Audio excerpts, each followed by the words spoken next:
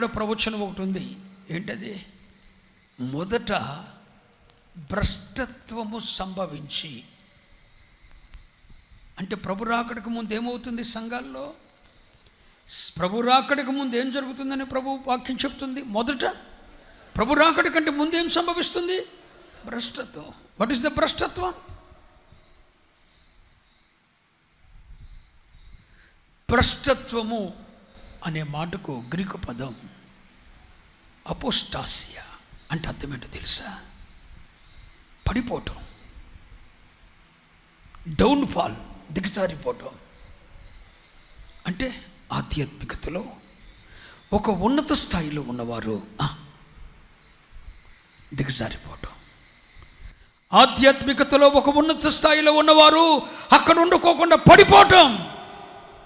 ఈ రోజున సంఘాల్లో ఇదే కనబడుతుంది. భ్రష్టత్వం, భ్రష్టత్వం, భ్రష్టత్వం. ఒకప్పుడు వారు కలిగి ఉన్న ఆ ఉన్నతమైన స్థితి ఈరోజు లేదు. భ్రష్టత్వం వచ్చేసింది. పడిపోతున్నారండి. ఉన్నత శిఖరాల్లో ఉన్నవారు పడిపోతున్నారు. బిడ్డల్ని దేవుని కొరకు సేవకిచ్చే స్థాయికి ఎదిగిన వారు పడిపోయారు. ఆ స్థితి నుండి ప్రతిష్ఠించబడిన పర్వతం మీద నుండి నేల మీదకు, ఆకాశంలో ఉండవలసిన నక్షత్రాల స్థాయి నుండి భూమి మీదకు, యెరూషలేమనే దేవుని నివాసములో కొండ మీద ఉండవలసిన, పట్టణం ఉండవలసిన వాడు లోతట్టులో ఉన్న ఎరుకకు పడిపోతున్నారు. ఒకవేళ ఈ వాక్యం వింటున్న నీ స్థాయి మాత్రం ఒకప్పుడు నువ్వు కలిగి ఉన్న అదే ఉన్నత స్థాయిలో కనుకుంటే, ప్రభువు పేరిట నీకు నమస్కరించి చెప్తున్నాను, ధన్యుడెవరో ధన్యుడివని. ఆ స్థితిలోనే ఉన్నానని గుండె మీద చేసుకొని చెప్పగలిగిన వారు ఉన్నారా? ఉంటే మీరు చేయొద్దండి.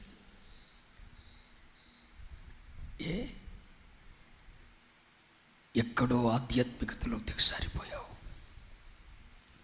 ఎక్కడో ఆధ్యాత్మికతలో పతనమైపోయావు, నీ ఉన్నత స్థితి నుండి పడిపోయావు. కనులిచ్చినవాడు కానుకుంటాడా? చెవులిచ్చినవాడు వినుకుంటాడా? కానీ నువ్వు పడిపోయిన స్థితిలో ఉండటం నా దేవునికి ఇష్టం లేదు. పతనమైపోయిన స్థితిలో ఉండటం నా దేవునికి ఇష్టం లేదు. ఆ పతనమైన స్థితిలో ఉండి నిత్య నరకాగ్నిగుండమనే నరకాగ్నిగుండమనే రెండవ మరణం పాలవటం నా దేవునికి ఇష్టం లేదు. అందుకే రాత్రి నీతో దేవుడు మాట్లాడుతున్నాడు. ఏ స్థితిలో నుండి పడితేవో దాన్ని నువ్వు జ్ఞాపకం చేసుకో. నువ్వు జ్ఞాపకం చేసుకో. అలా జ్ఞాపకం చేసుకున్న వారు పరిశుద్ధ గ్రంథములో ఎవరైనా ఉన్నారా?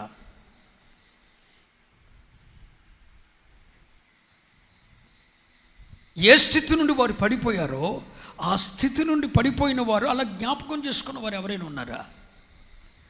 1-2 విషయాలు నేను మీతో చెప్పి నేను ముందుకెళ్తాను. పరిశుద్ధ బైబిల్ గ్రంథములో నుండి విలాప వాక్యములు 1వ అధ్యాయం 7వ వచనం. యెరూషలేము పూర్వకాలమున తనకు కలిగిన శ్రేయస్సునంతటిని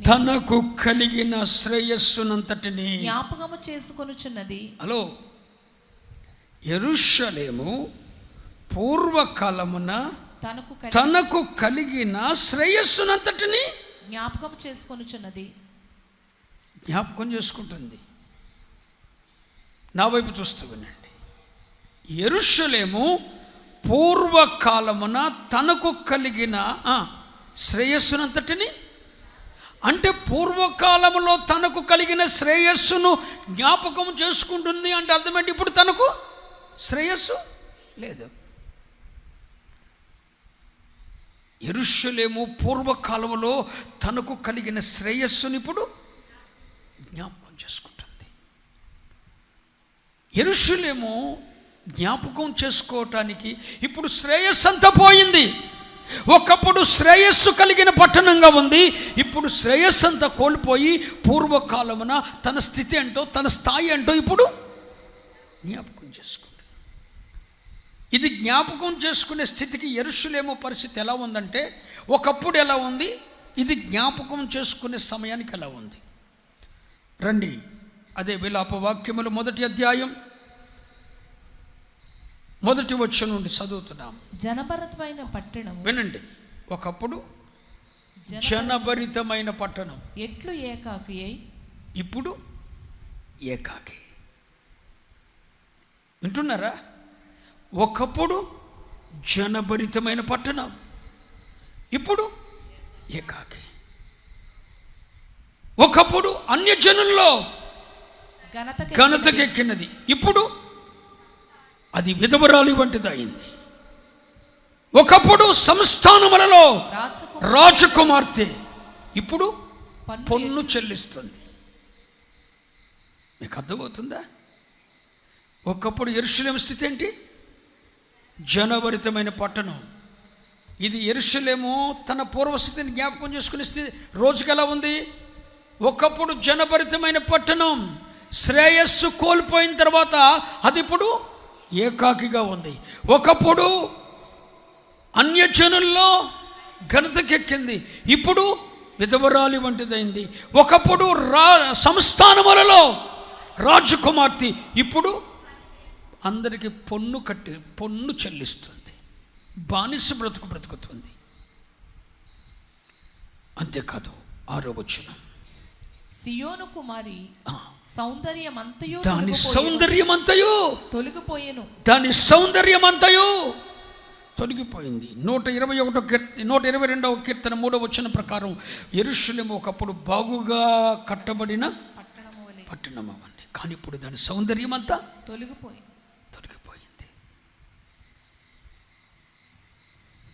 దాని సౌందర్యమంతా తొలగిపోయింది.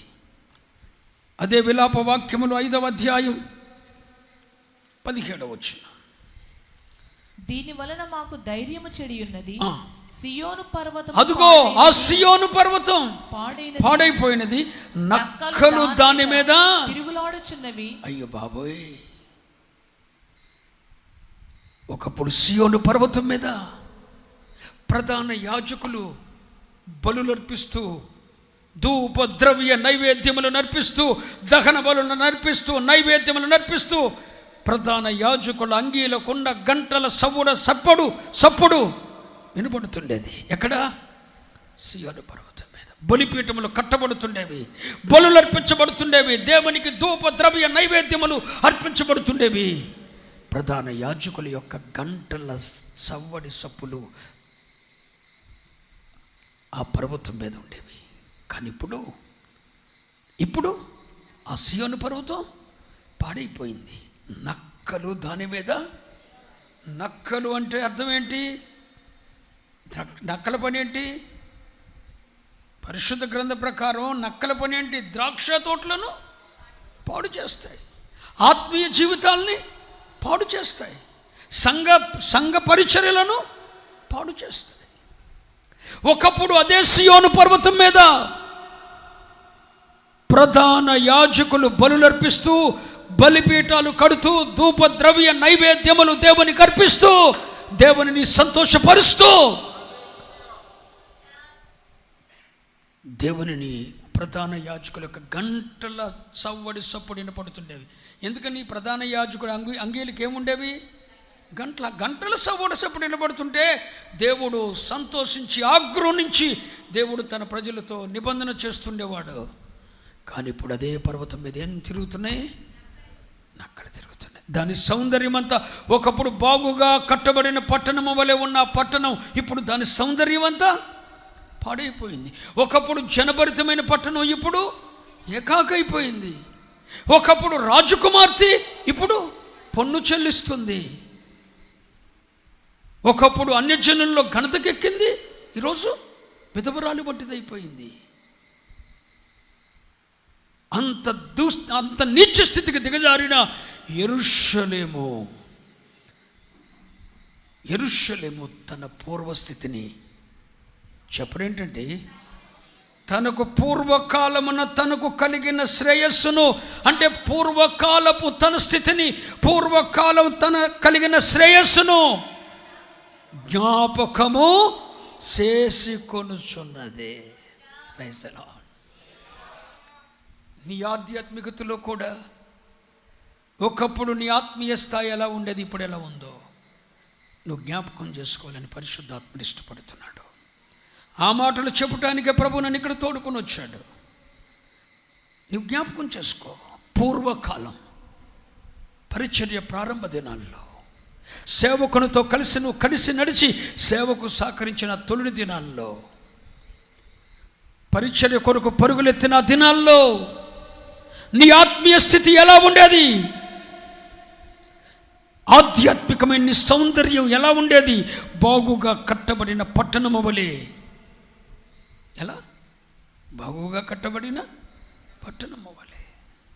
కానీ ఇప్పుడు నీ సౌందర్యం అంతా చెదిరిపోయింది. ఒకప్పుడు వెలుపుట అలంకారం నాకు వద్దనుకున్నావు, ఈ వెండి బంగారు ఆభరణాలు వద్దనుకున్నావు, ప్రతిష్ఠించుకున్నావు, సమర్పించుకున్నావు. ఆ మనసు నీకు వచ్చింది. కానీ ఇప్పుడు నీ సౌందర్యాన్ని ఎవడో చూడాలని ఆశపడుతున్నావు. పక్కమటి లైన్లో ఉంటారా కనబడేటట్లు అన్నట్టు చూసుకొని కూర్చుంటావు. పనికి మళ్ళీ వేసుకుంటా. సిగ్గులేదు నీ బ్రతుక్కు. నీ ఆధ్యాత్మికతలో ఎంతగా దిగజారావో ప్రభు చూస్తున్నాడు. పరలోకమందున్న తండ్రి చూసి నీతో మాట్లాడుతున్నాడు. నీ స్థితిని నీవు జ్ఞాపకం చేసుకో. ఏ స్థితిలో నుండి పడితేవో దాన్ని నీవు